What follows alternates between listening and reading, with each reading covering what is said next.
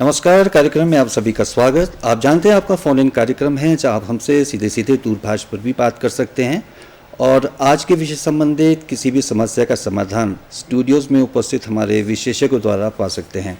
हमसे बातचीत करने के लिए आप हमारे टेलीफोन नंबर्स नोट कर लें। हमारे दूरभाष नंबर हैं 2800-177 और 2800-178। यदि आप शिमला से बाहर से कॉल करेंगे तो शिमला का STD कोड यानी 0177 लगाना ना भूलें। टेलीफोन नंबर्स एक बार फिर नोट कर लें 2800-177 और 2800-178। हमारे आज के इस कार्यक्रम में जो हमने चर्चा के लिए विषय चुना है वो है बीज प्रमाणीकरण या सीड सर्टिफिकेशन की प्रक्रिया।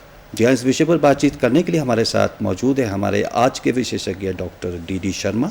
आप Himachal Pradesh seed certification agency Shimla में सीड सर्टिफिकेशन ऑफिसर के पद पर कार्यरत है। डॉक्टर शर्मा, आपका स्टूडियो में आने के लिए बहुत बहुत धन्यवाद। डॉक्टर शर्मा, जैसे आज हम बात करेंगे बीज प्रमाणीकरण या सीड सर्टिफिकेशन की, इससे पहले कि विस्तार से हम चर्चा को आरंभ करें, आपसे जानना चाहेंगे कि सीड सर्टिफिकेशन या बीज प्रमाणीकरण की हम बात करते हैं तो वास्तव में उसका अभिप्राय क्या है? डॉक्टर साहब, बीज प्रमाणीकरण एक वैधानिक और वैज्ञानिक क्रमिक प्रक्रिया है जी, जिससे हम एक नोटिफाइड वेराइटीज़ का उच्च गुणवत्ता का बीज अपने किसानों को उपलब्ध करवाते हैं। इसमें ये अभिप्राय है कि हमारी सीड सर्टिफिकेशन एजेंसी जो नोटिफाइड वेराइटीज़ हैं, जो सेंट्रल सीड सर्टिफिकेशन बोर्ड जो हमारे बीज अधिनियम 1966 के अंतर्गत किसानों को अच्छा गुणवत्ता का बीज मिल पाए, इसके लिए क्या हुआ कि सीड अधिनियम 1966 में इसकी प्रोविज़न रखा गया कि सेंट्रल लेवल पे एक seed certification board, central seed certification board की स्थापना की गई जी। और उसी अधिनियम के अंतर्गत सभी राज्यों में भी सीड सर्टिफिकेशन एजेंसीज की स्थापना की गई। तो सीड सर्टिफिकेशन बोर्ड का ये कार्य था कि वो सेंट्रल लेवल पे तो गवर्नमेंट को एडवाइजरी देगा, अच्छा, और स्टेट लेवल पे वो इन बीज किस्मों को गुणवत्ता को बनाए रखने के लिए गाइडलाइंस देगा जी जी। तो इस तरीके से हमारा मुख्य उद्देश्य किसान भाइयों को एक अच्छी गुणवत्ता का, एक गुड क्वालिटी का सीड प्राप्त हो सके, ये इसका मुख्य उद्देश्य अच्छा, है। मेनली ये है कि जो एक किसान है जो इसकी वो फसल लगाता है उसको जो सत्यापित ब्रीड जो बीज है वो उसको उपलब्ध हो सके जी। तो लेकिन इसकी आवश्यकता आपको क्यों पड़ी? लेकिन आमतौर पर जैसे हम देखते हैं, जैसे जो हमारे किसान हैं वो अपना बीज या तो खुद अपने पास रखते हैं गांव में या एक दूसरे को देते हैं या इसका विक्रय करते हैं। तो इसका क्या महत्व है कि जो नोटिफाइड जो बीज है उसमें क्या उसकी खासियत क्या है उसकी कि वो ही किसान भाइयों को लगाना चाहिए? जी डॉक्टर साहब, मैं बताना चाहूँगा कि हमारा देश एक कृषि प्रधान देश है जी, और किसानों का सबसे पहला निवेश ही बीज होता है जी। सबसे पहले वो बीज खरीद से शुरू करता है जी जी। और अगर अच्छी गुणवत्ता का और अच्छी क्वालिटी का बीज होगा तो ये देखा गया है कि 15 से 20% आपके उत्पादन बढ़ जाता है। और अगर एग्रीकल्चर की दूसरी प्रैक्टिसेस जैसे निदाई, गुड़ाई, खरपतवार निकालना और जितनी मात्रा में पर्याप्त खाद है वो देना, गोबर डालना, तो 40 से 45% इसकी उत्पादकता बढ़ जाती है।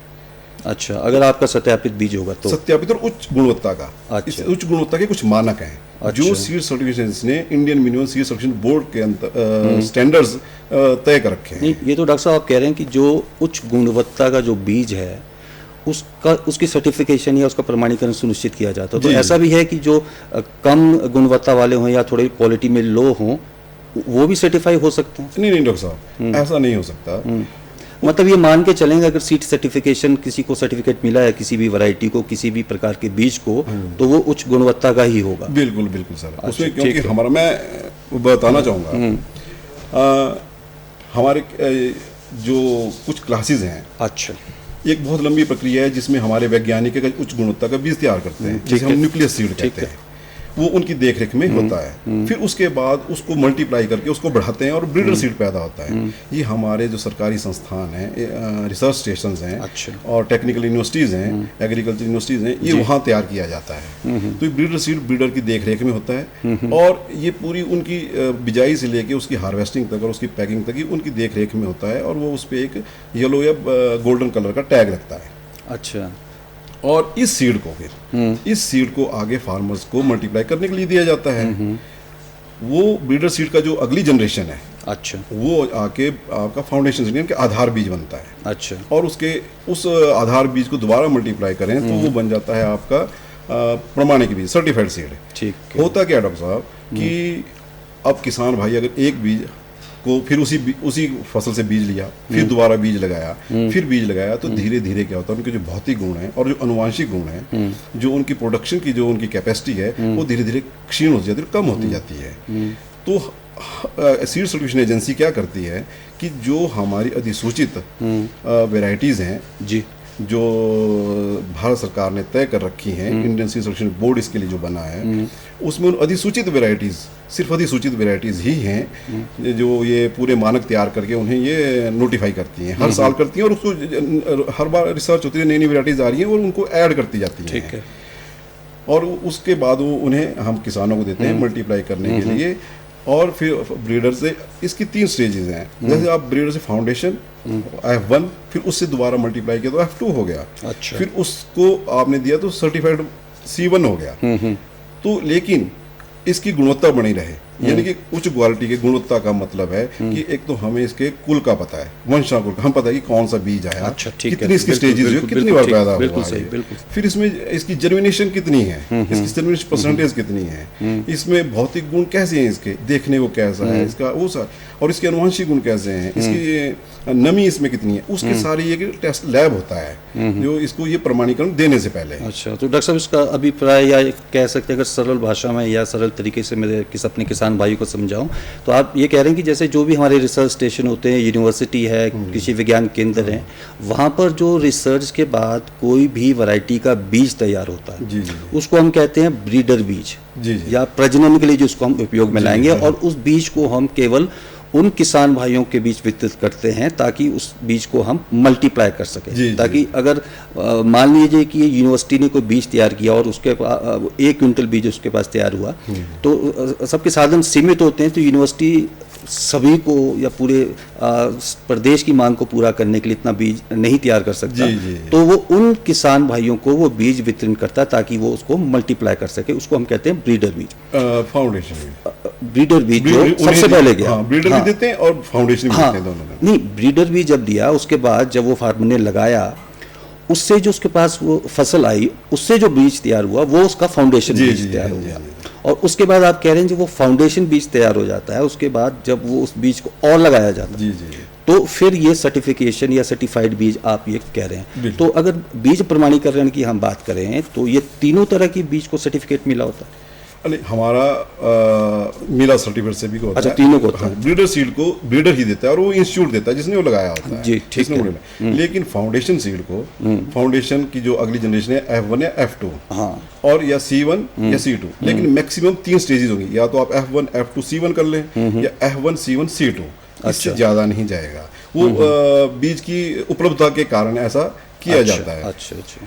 तो ये बीज ही सर्टिफाई, जो सर्टिफिकेशन एजेंसी जो हमारा अधिनियम है उसके अंतर्गत इन्हीं 3 बीजों को ही प्रमाणित करता है। अच्छा, अगर बीज की बात आ गई, आप डॉक्टर साहब आपसे जानना चाहेंगे कि कौन कौन सी फसलों के जो बीज है वो सर्टिफिकेशन या जिसको किया जा सकता है और किया जाता है, और कौन सी ऐसी एजेंसी है जो उसको करती है, कहाँ पर ये बीज सर्टिफाई होता है, और उसकी प्रक्रिया भी आप बताएं कि किस प्रकार से अगर कोई किसान है उसके पास कोई बीज है वो, और उसका अपना वो पुश्तैनी चला आ रहा है और अच्छा बीज उसने तैयार किया हुआ है, खुद ही चाहे उसकी सिलेक्शन वगैरह करके जो भी तैयार उसने किया, कि ऐसे भी आमतौर पर बीज जो किसान के पास मिलते हैं और वो रखते भी हैं कि भविष्य में इसको उन्होंने लगाना होता है, तो उसको भी सर्टिफिकेशन देने की कोई इसमें तरीका है? नहीं सर, मैं आपको बताता हूँ कि जिस तरह आपने बताया कि बीज प्रमाणीकरण एक बहुत ही किसान के लिए तो सरल प्रक्रिया है। अच्छा। जिसे सिर्फ सीड सर्टिफिकेशन एजेंसी उसे पूरी मदद करती है। अच्छा। इसमें क्या है कि सबसे पहले बीज, तो इसकी क्या प्रक्रिया है कि किसान ने अगर वो बीज लगाना, उत्पादन करना है, बीज का उत्पादन करना है, ठीक है, तो एक हमारा एप्लीकेशन फॉर्म है जो 2 रुपये का होता है। अच्छा। और हमारे सभी जिलों के लिए प्रभारी नियुक्त किए गए हैं, सीड सर्टिफिकेशन असिस्टेंट हैं या सीड सर्टिफिकेशन ऑफिसर्स हैं। अच्छा, जिला स्तर पर हैं आपके? जिला स्तर पर हैं, किन्नौर, लाहौल, चंबा नहीं, लेकिन उन्हें वो एडिशनल चार्ज किसी को दिया है। अच्छा, यानी कि वो इस चीज़ का पता हमारे कृषि विभाग के कृषि विकास अधिकारी से या खंड स्तर पे या जिला अधिकारी से पता कर सकते हैं। वो उनकी पूरी मदद करते हैं, उन्हें पता होता है, हमारा उनके साथ पूरा लाइजन होता है। बिल्कुल। तो वो जब वो इसके लिए अप्लाई कर सकता है कि मैं ये बीज लगाना चाहता हूँ, ठीक है, तो उस बीज को लगाने के लिए जब वो एप्लीकेशन देगा और वो हमारे अधिकारी के पास पहुंचेगी, तो वो वहाँ उससे कांटेक्ट करेगा हमारे फार्मर से और उसके घर जाएगा। उसके लिए किसान को क्या है, जो उसने बीज लगाना है जी, उसका एक टैग जो होता है, उसके लिए जो टैग लगा होता है, जो सीड उसने लगाना है, या उसका बिल होगा और या उसका कंटेनर होगा, अच्छा, वो उसे संभाल के रखना है। अच्छा, वो जाएंगे और वो देखेंगे कि पहले तो वो वैरायटी देखेंगे, अगर वो नोटिफाइड अधिसूचित वैरायटी है तो वो लगा सकता है। लेकिन उसमें भी फिर एक क्लास देखेंगे, अगर मान लीजिए उसने C2 है तो वो नहीं लगा सकता, उस बीज को आगे बीज उत्पादन नहीं कर सकता। अच्छा, C1 का कर सकता है। हाँ, तभी तो लेकिन C1 में ये देखना पड़ेगा कि कौन सी स्टेज है। मैं आपको बताना चाहूंगा कि ये इस तरह का टैग उन कंटेनर लगा होगा। अच्छा, ये सर्टिफाइड सीड का ब्लू टैग। अच्छा, और अगर फाउंडेशन होगा तो टैग सेम ऐसा ही होता है, लेकिन वो सफेद कलर का होता है। अच्छा, तो जो इसकी पहचान है, इसमें सभी एंट्रीज होती हैं, सभी तरह का दर्ज है कि कब बना था, इसका कब टेस्ट हुआ था, ये किस क्लास का है, कौन सी स्टेज है, तो वो हमारा अधिकारी जांच करता है। अच्छा, उसको जांच करने के बाद वो उसको रजिस्टर करेगा, तो वो हमारा रजिस्टर्ड ग्रोअर हो जाएगा, पंजीकृत ग्रोअर हो जाएगा। तो वो 25 रुपये उसकी फीस है। अच्छा, वो जब वो हमारे यहाँ पंजीकृत हो गया तो उसको हम फिर वो एक टाइम बता देंगे कि हम कब कब उसके फसलों की इंस्पेक्शन करेंगे। अच्छा, तो हम जनरली हर फसल की 2-3 या फसलवार जो हमारा एक मानक बने हैं, तो उस हिसाब से हर फसल की अलग अलग तरीके से अलग अलग स्टेजेस पर उसकी मॉनिटरिंग आप सुनिश्चित करते हैं। मॉनिटरिंग सुनिश्चित। अच्छा, ठीक है। तो वो सारी मॉनिटरिंग करेंगे, यानी कि आपकी बीज से लेके फिर उसकी हार्वेस्टिंग तक, कटाई तक, और उसके बाद उसके पैकिंग तक, वो सारी हमारे देख रेख में ही होगा, हमारे अधिकारियों की देख रेख में ही अच्छा। होगा। तो जब वो हो गया, तो अब जब उसकी इंस्पेक्शन हो गया और उसको जो भी तकनीकी जानकारी देनी है बीच बीच में देते रहते हैं, और उन मानकों को तय करते हैं कि इसका बीज उस गुणवत्ता का बन जाए। और जब वो उस गुणवत्ता का बीज हम देखते हैं कि हैं, तो उस इंस्पेक्शन रिपोर्ट में हम लिख देते हैं कि ये बीज ठीक है। अच्छा, और उसके बाद उसकी कटाई और हार्वेस्टिंग होती है, और उसके बाद उसका एक सीड टेस्टिंग सैंपल लिया जाता है, जो सीड टेस्टिंग लेबोरेटरीज को दिया जाता है जी। वहाँ से वो रिपोर्ट आने के बाद कि इसका स्वास्थ्य कैसा है, इसमें कोई डिजीज तो नहीं है, इसकी जो अंकुरण क्षमता कैसी है, वो सारी रिपोर्ट जब आती है तो उसके बाद हम सीलिंग और टैगिंग करते हैं। उसमें फिर हम इस तरह का टैग लगा के और एक लेड सील होती है उसको लगा के वो फार्मर्स के लिए वो तैयार कर देते हैं। फिर वो उसे कहीं भी बेच सकता है या रख सकता है, या हमारी अपनी ही कृषि विभाग ज़्यादातर सभी किसानों से वो प्रोक्योर वापस कर लेती है। मतलब कृषि विभाग ही जो है उन किसानों को जो ये बीज वाला जो आपने बताया, जो प्रमाणिक जो बीज होता है उसको अगर वो तैयार करते हैं और फर्दर मल्टीप्लिकेशन के लिए और अन्य किसान भाइयों के बीच इसको वितरित करने के लिए जो है फिर वो उसे विभाग उसको वापस विक्रय उसका क्रय कर लेता है। हाँ जी, फिर वो ठीक है, वो आगे फिर उसका विक्रय करता है। तो इसमें वो आपने बात पहले भी मैंने रखी थी, अगर बीजों की हम बात करें तो केवल ये जो दलहनी फसलें हैं या जो ये ग्रेन्स हैं आपकी पल्सेस, सभी तरह के जो हैं बीज सर्टिफाई हो सकते हैं जी। हम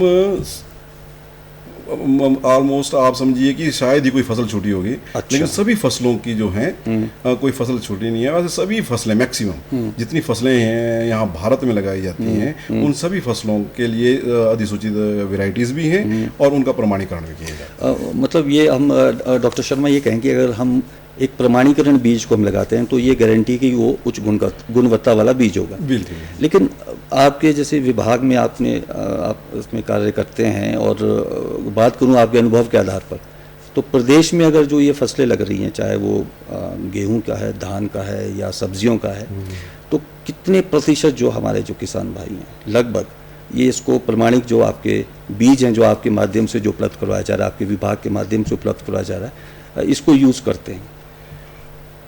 बीज तो इस्तेमाल तो क्योंकि हमारा तो यहाँ बीज कम पड़ जाता है इसे इस्तेमाल करने के लिए और आगे प्रोडक्शन करने के लिए जी, और हमें दूसरी राज्यों से बीज मंगवाना पड़ता है। अच्छा, तो हम निजी क्षेत्र की भी ऐसी होंगी जो बीज अपना ये सप्लाई कर सकती हैं और वो भी सत्यापित होता है? जैसे कोई प्राइवेट बाहर से बीज आ रहा है और प्राइवेट किसी कंपनी का है उसको मार्केट कर रही है। देखिए ये बहुत बिल्कुल तय है, ये बिल्कुल तय है कि जो एक तो जो सीड सर्टिफिकेशन एजेंसी है उसका कार्य सिर्फ जो नोटिफाइड वेराइटीज़ हैं और जो वेराइटीज़ जो किसान ने लगा रखी है उसी को सत्यापित करना है। अच्छा। जब बाहर से जो प्राइवेट सीड आता है उसके लिए अलग से एक प्रक्रिया है जिसको वो अपने लेवल पर सर्टिफिकेशन देते हैं और उसके लिए कृषि विभाग के सीड इंस्पेक्टर्स हैं। अच्छा, वो सुनिश्चित करते हैं कि जो बाहर का भी अगर कोई बीज प्रदेश में आ रहा है तो उसका वो सैंपल लेते हैं, उसकी टेस्टिंग उसकी भी टेस्टिंग होती है, वो भी अच्छी गुणवत्ता वाला होना चाहिए। किसान भाइयों, आप भी हमारे साथ इस कार्यक्रम में जुड़ सकते हैं। जुड़ने के लिए आपको एक बार टेलीफोन नंबर फिर बता देते हैं। हमारे दूरभाष नंबर है 28000177 और 28000178। यदि आप शिमला से बाहर से कॉल करेंगे तो शिमला का STD कोड यानी 0177 लगाना ना भूलें। टेलीफोन नंबर्स आपको एक बार फिर बता देते हैं 28000177 और 28000178। हाँ, तो चर्चा जारी रखते हैं डॉक्टर साहब। जैसे आपने कहा कि वो जो किसान है जो बीज तैयार करता है और सर्टिफिकेशन के लिए होता है, तो उसकी मार्केटिंग तो आपने बता दी कि मैक्सिमम तौर पर जो आपका कृषि विभाग है उसको ही सुनिश्चित करता है कि आप उसका क्रय कर लें। जी हाँ, वो ताकि किसान के लिए एक इंसेंटिव एक तरह से हो जाता है और मार्केटिंग का भी एक सोर्स जो है। जी हाँ, वो यानी कि उसे एक भरोसा रहता है कि मेरा बीज मिले, लेकिन वो चाहे तो उस बीजों को कहीं भी बेच सकता है। अच्छा। और जितना भी सत्यापित बीज है वो आम बीजों से अधिक दर ही उसकी अधिक मिलती है। और ये तो आने वाले समय में हमारी तो ये कोशिश है कि हमारा जो राज्य है वो सेल्फ सफिशिएंट बने और हमारे किसान लोग इस तरफ, क्योंकि बहुत कम किसान लोग इस तरफ जा रहे हैं और बीज उत्पादन कर रहे हैं। बीज का उत्पादन जो कर रहे हैं, बिल्कुल सही। तो उनकी आय भी इससे बढ़ेगी। अगर वो अच्छी गुणवत्ता के बीज लगाते हैं तो प्रोडक्शन भी ज़्यादा होगी और हम आत्मनिर्भर बन जाएंगे। जी जी, बिल्कुल आपने सही कहा। लेकिन ये सर्टिफिकेशन की जैसे हम बात करें तो अगर कितना लगभग इसमें किसान भाई को अगर खर्च करना है सर्टिफिकेशन करनी किसी बीज की, तो कितना शुल्क इसमें आप किसान भाइयों से लेते हैं? हाँ, जिस तरह मैंने बताया कि एक तो 2 रुपये की एप्लीकेशन वो फॉर्म हो गया आपका और 25 रुपये रजिस्ट्रेशन चार्जेज हैं। और उस एक ही फॉर्म में वो जितनी भी बीज लगाना चाहता है, जितनी भी क्रॉप्स लगाना चाहता है, उस एक ही फॉर्म भर सकता है, अलग अलग भरने की जरूरत नहीं है। अच्छा। लेकिन जो इंस्पेक्शन चार्जेस हैं वो पर क्रॉप पर वैरायटी देने पड़ेंगे। उसमें वैसे तो जो आपकी अन्न वाली फसलें हैं, दलहन है, तिलहन है, इसके लिए 400 रुपये पर हेक्टेयर है। लेकिन इसमें एक रेंज फिक्स रखी है कि आपका 4000 स्क्वायर मीटर, यानी कि आपका 5 बीघा बन जाता है। 5 बीघा तक आप 160 रुपये, 5 से 10 बीघे तक आपका 320 रुपये है और उसके बाद उसे 1 हेक्टेयर तक आपका 12.5 बीघा तक 400 रुपये है।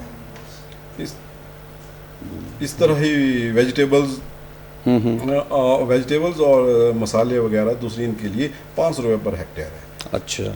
और इसके बाद अगर आप प्रोसेसिंग वगैरह फीस लें तो बहुत ही कम चार्जेस हैं। सारा अगर ये माने तो इस इंस्पेक्शन के बाद 10-15-20 रुपये के और लगते हैं जो आपकी प्रोसेसिंग सीलिंग टैगिंग के हम चार्जेस लेते हैं। अच्छा, तो अगर बात करें तो कोई ऐसा जो इसमें शुल्क है कोई इतना ज़्यादा नहीं है, कोई भी किसान भाई अगर चाहें तो अपने जो बीज का वो प्रमाणीकरण सुनिश्चित कर सकते हैं। और जैसे डॉक्टर साहब आपने बताया कि उसके दाम भी उसको अच्छे मिल सकते हैं और ये ज़रूरी नहीं कि वो कृषि विभाग को ही वो उसको वापस बेचे, वो बाज़ार में भी जो है वो उसका विक्रय सुनिश्चित कर सकता है कि अन्य किसानों को वो बीज जो है मिल जाए।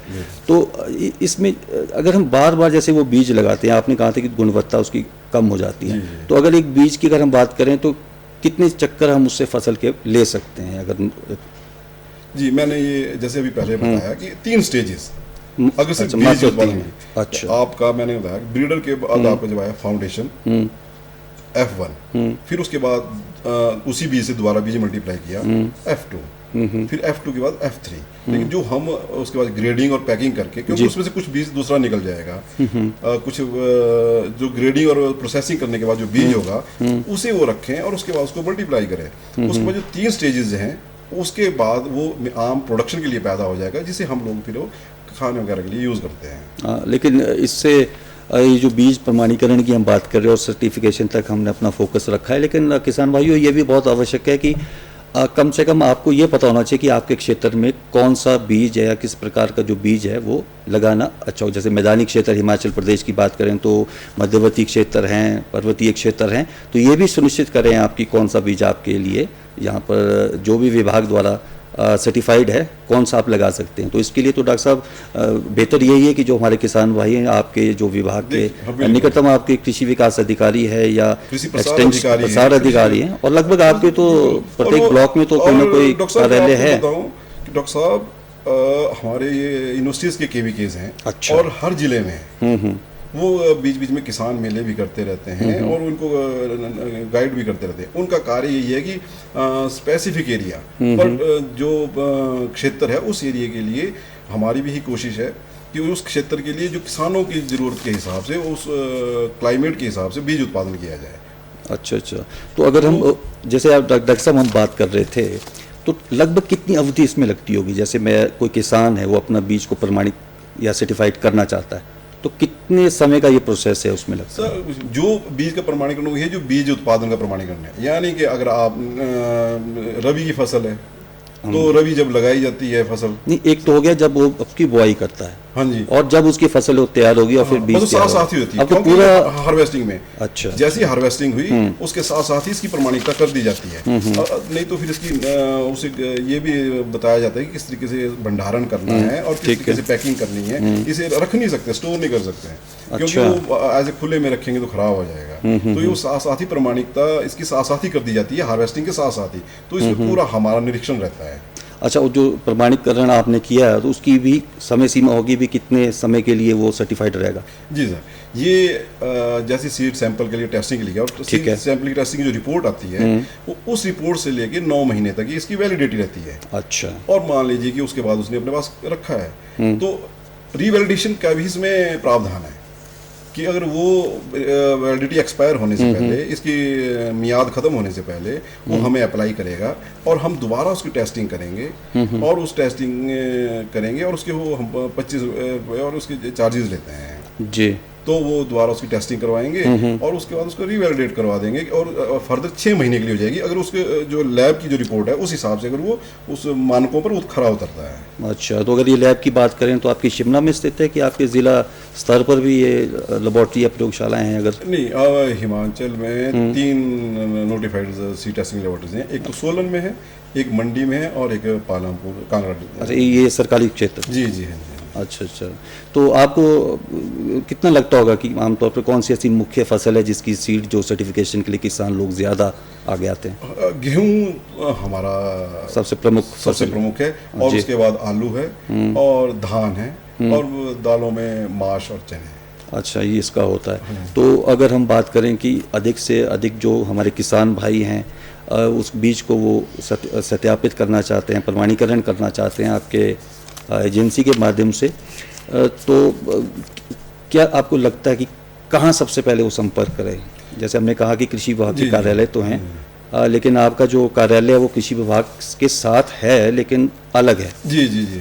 लेकिन पूरा सहयोग आपको जो मुख्य जो आपका विभाग है वो वहाँ से मिलता है? बिल्कुल बिल्कुल। तो वो हमारे जो कृषि विभाग है जी, कृषि विभाग के साथ ही हमारा कर्मचारी कार्यरत हैं। तो वो अपने अगर कृषि प्रसार अधिकारी से जी या कृषि विकास अधिकारी से संपर्क करेगा तो हमारा उनके साथ बिल्कुल सीधा संपर्क है। अच्छा। वो उनसे हमारा उनके साथ संपर्क है, और किसानों का भी तो हम उसमें कर सकते हैं। और हमारा मैं नंबर देना चाहूँगा, हमारा यहाँ है 2830-643 2830-643। अच्छा, 2830-643 शिमला का नंबर है, यानी कि STD कोड 017 लगभग। हाँ, तो वो हमें सीधा संपर्क कर सकते हैं। और मैं किसान भाई, आजकल तो किसान नई तकनीक आ रही है और पढ़े लिखे भी हैं, और सब आजकल तो बिल्कुल जागरूक किसान है हमारा, और नई तकनीक है।